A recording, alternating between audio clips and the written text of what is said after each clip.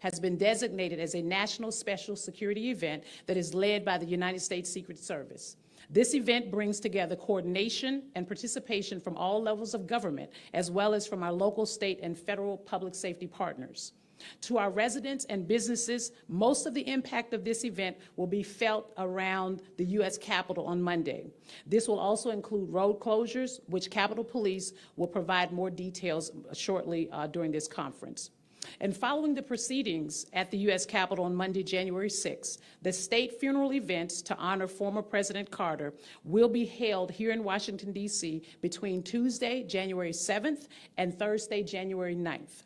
President Carter's state funeral also has been designated as an NSSE, and the United States Secret Service is the lead law enforcement agency for this event. The public will have an opportunity to pay their final respects during a ceremony at the Naval Memorial and a procession to the U.S. Capitol on Tuesday, which will be followed by the former president lying in state in the Capitol Rotunda on Tuesday evening and Wednesday. And on Thursday, former President Carter's funeral service will be held at the Washington National Cathedral. At this time, I'm going to turn it over to Special Agent in Charge, Matt McCool, from the U.S. Secret Service Washington Field Office to discuss the security plans for U.S. Secret Service. Good morning. I want to thank Chief Pamela Smith of the Metropolitan Police Department, Chief Tom Manger in the Capitol Police, Assistant Director in Charge David Sundberg of the FBI's Washington Field Office, and all of our partners you see up here today. The partnerships within the National Capital Region have never been stronger. Ensuring public safety during high-profile events is truly a team effort. My name is Matt McCool. I am the Special Agent in Charge of the Secret Service's Washington Field Office. We are here today to discuss the public safety plans for the 2025 counting and certification of electoral votes and the state funeral of former President Carter. It was an honor and a privilege to serve President Carter, and the Secret Service joins the nation in mourning his passing. For just over 48 years, our agency stood watch over the late president, who was the longest-standing protectee in the agency's history. In my previous position, I was responsible for the advanced security planning for several of President Carter's peacekeeping missions to the Middle East. Serving the 39th president in this capacity remains among the highlights of my career. In a final act of service, President Carter's detail agents will serve as pallbearers, as they did for former First Lady Rosalind Carter. The Department of Homeland Security has pre-designated state funerals in Washington, D.C. as national special security events. This designation allows the federal government, along with our state and local partners, to use significant resources to implement a comprehensive security plan. The Secret Service authors this security plan and coordinates assets with many of the public safety partners you see here today, and others using a whole-of-government approach. State funerals require notable coordination with our Department of Defense counterparts. Since our agency was authorized to provide these type of security plannings in May of 1998, there have been 80 NSSEs. Over half of those NSSEs have been in the NCR. So the Washington, D.C. area is well-versed in these high-profile events. Still, back-to-back NSSEs are a unique situation. The Secret Service will bring in agents and other specialists from field offices across the country to supplement our staffing. A multitude of seen and unseen security measures will operate in tandem to ensure a comprehensive and seamless security plan comes to fruition. The 2025 counting and certification of electoral votes starts this busy period on Monday, January 6th. This is the first time the NSSE designation has been granted for an election certification. Chief Manger will provide the bulk of the details around securing this event, which will look and feel like a State of the Union address for those who live and work in Washington, D.C. President Carter's funeral ceremony will immediately follow after 3 days of events in Georgia. The late president will arrive at Joint Base Andrews in the afternoon of Tuesday, January 7th. The funeral procession will travel to the Naval Memorial and then to the U.S. Capitol. Chief Smith will offer details on traffic implication and other regional impacts. Meanwhile, I advise everyone that the Secret Service will use drones as part of our comprehensive security plan. Do not be alarmed if you see these assets during the upcoming events or training in the days ahead. President Carter will lay in state in the Capitol on Wednesday, January 8th, and members of Congress and the public will be able to pay their respects. The ceremony will move to the Washington National Cathedral on the morning of Thursday, January 9th for a funeral service before departing that afternoon to Georgia for final internment. As with all NSSEs, the Secret Service will work closely with our partners to keep everyone safe next week. We further aim to minimize disruptions for those living, working, and visiting the NCR to the greatest extent possible. We will provide further details about the upcoming inauguration at a later date, The Secret Service truly appreciates your patience and understanding during this eventful time. Our agents and our partners are working diligently to keep everyone safe. And now it's my pleasure to introduce Chief Manger of the United States Capitol Police. Thank you. Thank you, Matt. Chief Tom Manger, United States Capitol Police. As our nation struggles to maintain a sense of safety in light of the recent mass killings and acts of terrorism, the eyes of the world will be on the United States Capitol to see what happens here on January 6th. We're living in a time of heightened threat environment toward government and elected officials. Our nation's Capitol is prepared to ensure that the legislative process will proceed without disruption and our government will have a peaceful transfer of power. The United States Capitol Police are better staffed, better trained, better equipped than ever before to protect our Capitol and to protect our Congress. 4 years ago, the Office of the Inspector General issued over a dozen after-action reports containing 103 recommendations. We have completed every single one of those recommendations. Today, our planning, our preparation, our intelligence, our training, our equipment are all exactly where they need to be. And as indicated by all of the people here, this has been and continues to be a team effort. Dozens of public safety agencies will be in Washington, D.C. over the next few days to help us keep our community and the government safe. The cooperation among the allied law enforcement agencies in this region is as good as it gets anywhere in this country. Now I'll turn it over to Assistant Director in Charge, Dave Sundberg of the FBI.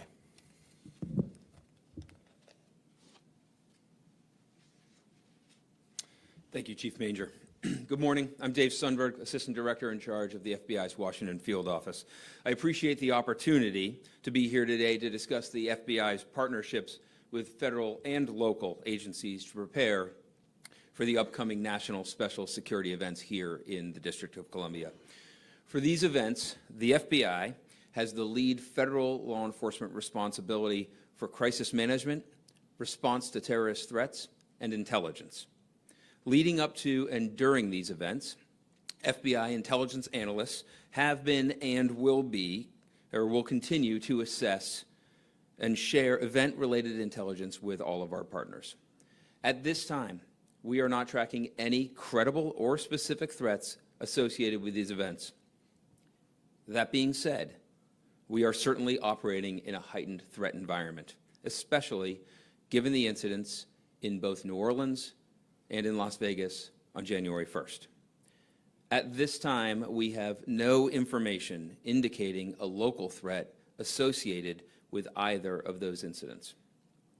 We will continue to work closely with our partners to share information and identify and disrupt any threats that may emerge.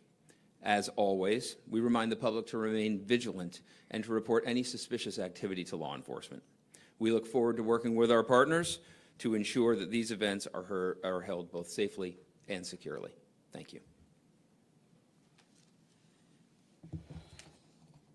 Before we get into questions, certainly want to thank Assistant Director in Charge Sundberg and the rest of my partners here who have explained kind of sort of what the posture will be here in the District of Columbia. What I do know is that events like these require detailed planning, close collaboration, and constant communication with our law enforcement partners. And I want to thank each of our partners who are standing here, my colleagues today, for their continued partnership of the Metropolitan Police Department. And as we've stated, beginning Sunday morning, the Metropolitan Police Department will go into full activation. This activation positions additional officers with specialized training that can be deployed anywhere in the district at a moment's notice, while ensuring that our ability to respond to routine calls for police service will continue across our city. We are committed to upholding the right to peacefully assemble and protest here in our city. However, as I've stated before, when we have special events, and I want to be very clear that we will not tolerate any violence, rioting, destruction of property, or any behavior that threatens the safety and security of our city.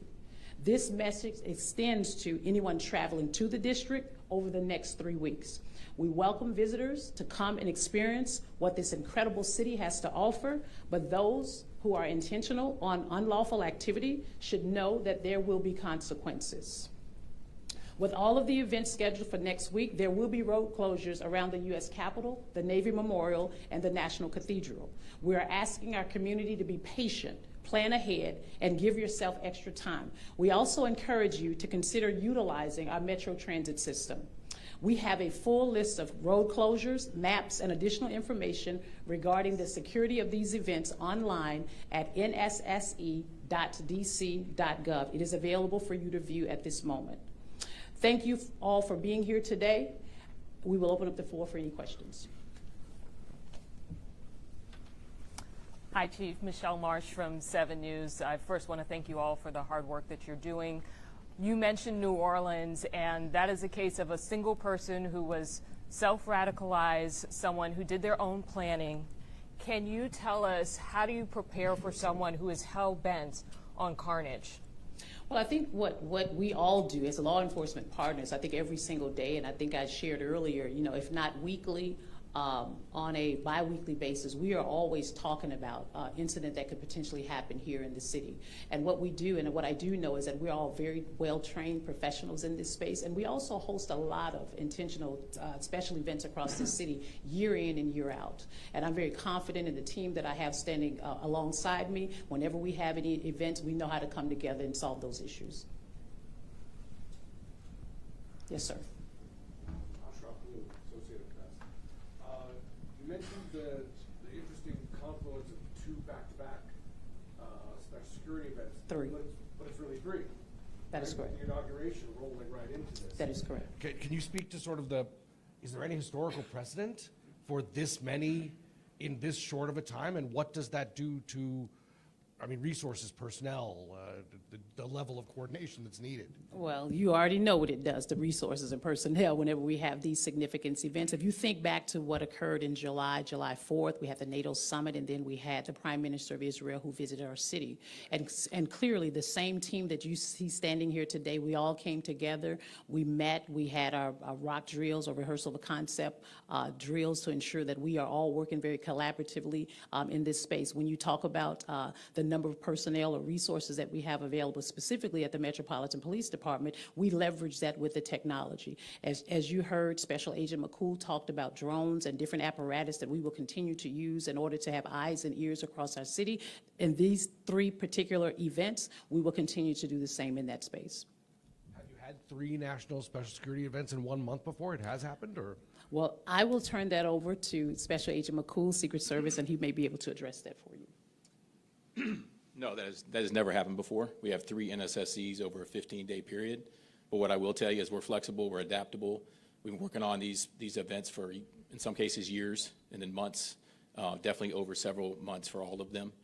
So we're going to be prepared. The team is flexible, and so we're going to get it done.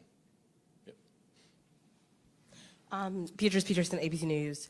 Speaking of personnel, you had asked for 4,000 additional officers from across the country. I was wondering, I know you hit that goal. Given that there's so much events that's happening in the district, are you adding to that goal and maybe asking for additional officers? And in addition to that, National Guard, has that been approved and gone through? So let me answer your first question. You always ask 2 questions every time I'm up here. So the first question is that we are close to the 4,000 additional resources that we've asked for across the United States, and we're very happy for that. And we also thank those law enforcement agencies who have actually been reaching out to ask us if they could provide assistance. And so we're certainly happy for that. When it comes to the number of resources that we have, we're not asking for any additional.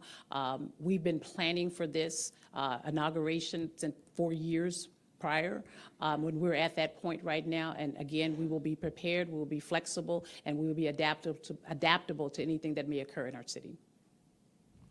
You forgot about the National Guard. Hope. Yes. Thank you. Very, very proud to be with you this morning to talk about the National Guard and the support that we're giving to our federal and district law enforcement partners. We do have approved requests for assistance to support the certification. We will have 500 soldiers on standby for that mission. We also have approved requests for the state funeral coming up. We'll have liaison officers, escort officers for the governors for that particular event. And we're currently pending approval for the third NSSC, the presidential inauguration. The current number right now is 7,800 soldiers and airmen that we'll be bringing in. 4 years ago, they did a lot of traffic. Is that the plan to pretty much oversee traffic management? Yeah, all of our, well, with respect to the presidential inauguration, that is true. We will be providing outer and inner perimeter security support to both Capitol Police, MPD, and the Secret Service as well. So. Sir, could you say the number?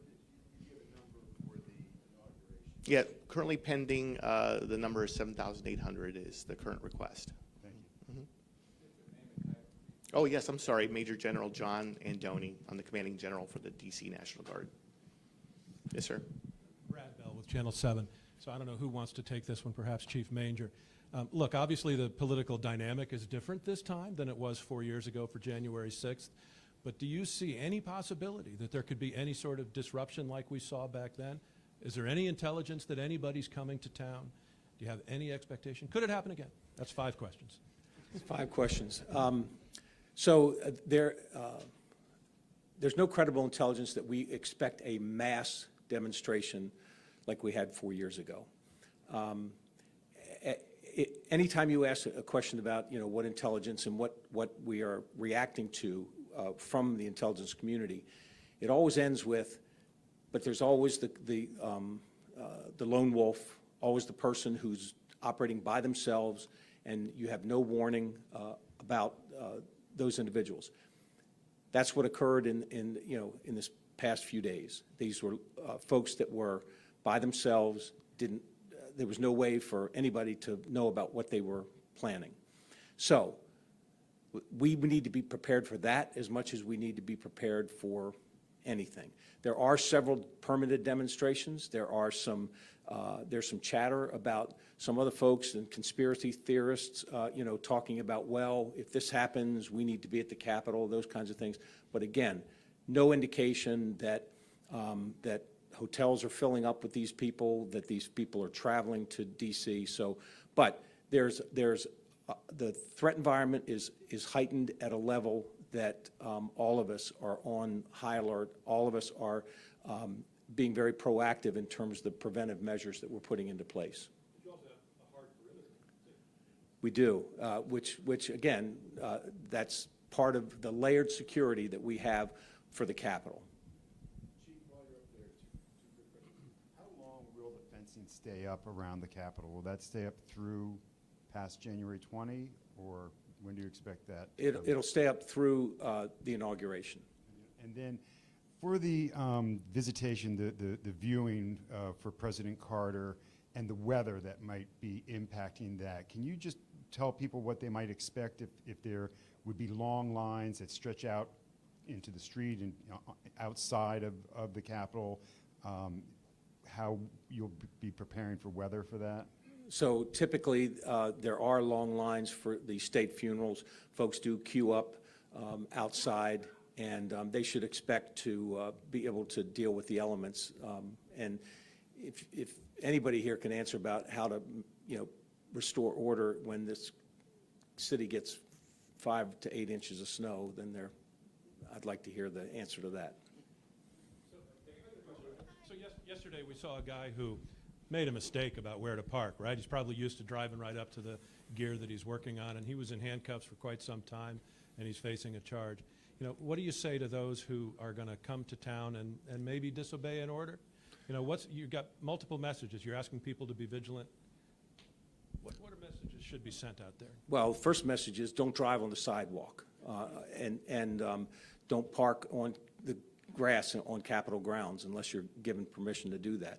I mean, we need to be vigilant, and when our officers were less than a minute in observing this individual driving on the sidewalk and having him in handcuffs.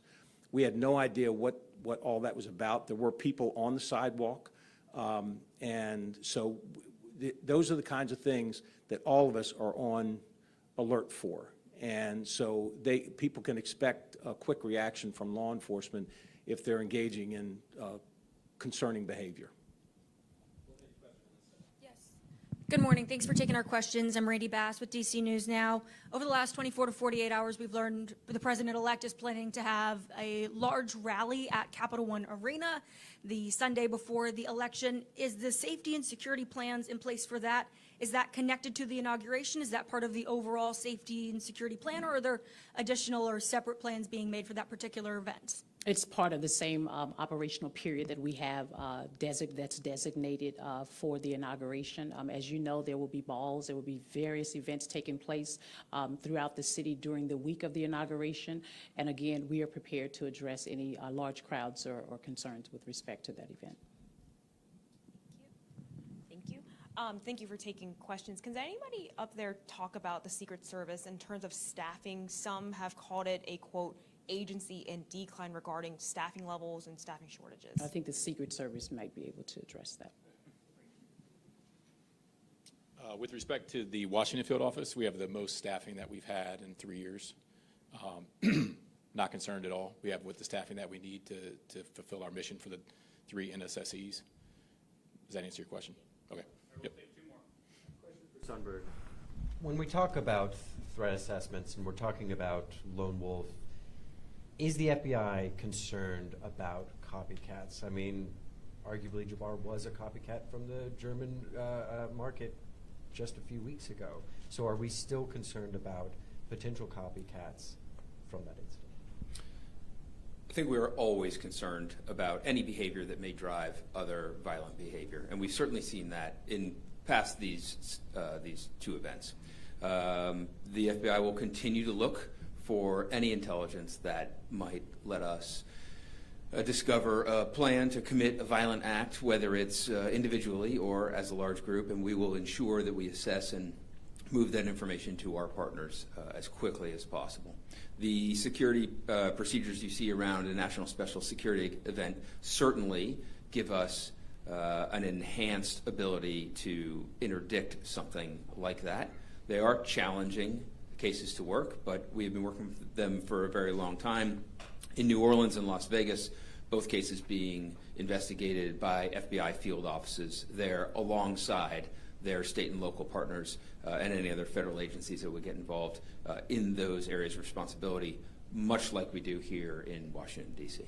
And then a question for Chief Manger. I'm curious how your officers are feeling going into this January 6th. This is the first one since in terms of presidential elections. How are your how is morale? How are your officers feeling going into this, knowing about all of the past trauma from just 4 years ago? So probably the biggest goal that that my management team has had over the past 4 years is restore the confidence in our officers that we are prepared for anything. And we've spent the last 4 years increasing staffing, increasing training, getting new equipment, and standing up what I believe is a world-class intelligence operation, and probably most of all, just overturned our planning process into what it should be. So when we plan for an event, everything that goes into it. And I think that, look, any chief that will stand up here and talk about the morale of his troops, morale's in the eye of the beholder. I'm the last person you should ask about morale because I could give you a long dissertation on morale. The fact of the matter is, you ask these officers, do you have confidence today? And I was at a roll call at 7 o'clock this morning, and was talking to the officers, and I asked for a show of hands. How many of you were here 4 years ago? And about half of them raised their hand. The other half came here knowing exactly what they were getting into, and they're here because they want to be. And if you ask most of them, they were here because of January 6th. That's why they wanted to come to the Capitol Police. And the other folks were in that roll call were the first responders, the bicycle officers, and the civil disturbance officers. These are officers that want to be on the front lines of what is happening here. So I do think that the officers are confident that we're prepared for anything, and I believe that we have restored that sense of safety for our community on Capitol Hill and restored the confidence of the officers that the department's not going to let them down. Hi, Ellie Silverman with the Washington Post. Thanks for taking our questions. I know that you all have talked about how, in light of recent attacks, you're all on high alert, but I'm wondering if you or others could speak more specifically about any changes that maybe those events have already prompted. For example, are you expanding the security perimeter, more so than you would have or planned to a week ago? Or are there additional road closures? Just anything more specific that these events have prompted in your posture?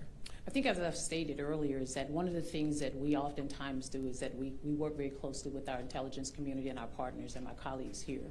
And anytime we see any threats across the country that may be impactful here, we reassess and reevaluate our security posture. And as you know, we've been working and planning the inauguration for quite some time. And if we feel or believe at this time that there's a need for us to enhance our security posture any higher than, or heighten it any higher than what it is, we will do so. At this time, we do not see, or we do not know of any known credible threats to the city. We will manage the plan that we have created amongst all of our agencies. And as you know, we're very flexible. And in this space here in the District of Columbia, we have managed large-scale events on many, many occasions, and we will be agile in that if there's a need for us to increase our posture, which is why we're going to a full activation, we will have those resources readily available for us to do so. One more question for the FBI. In light of the video that was released on the unsolved pipe bomb case, I was just wondering if you could speak to or describe your level of concern that that person is still on the loose, still at large. We're absolutely concerned that person's still on the loose and at large. Those were two viable devices left not only outside of the Democratic and Republican National Committee headquarters, but in a neighborhood where people work and live. We have had a consistent effort alongside our partners to try to identify that person. That is going to remain a threat until we can identify that person. Unidentified, we don't know motive or intent from about 4 years ago, so I can't tell you with specificity any relationship to the County Electoral College votes on January 6th. But we remain concerned and vigilant.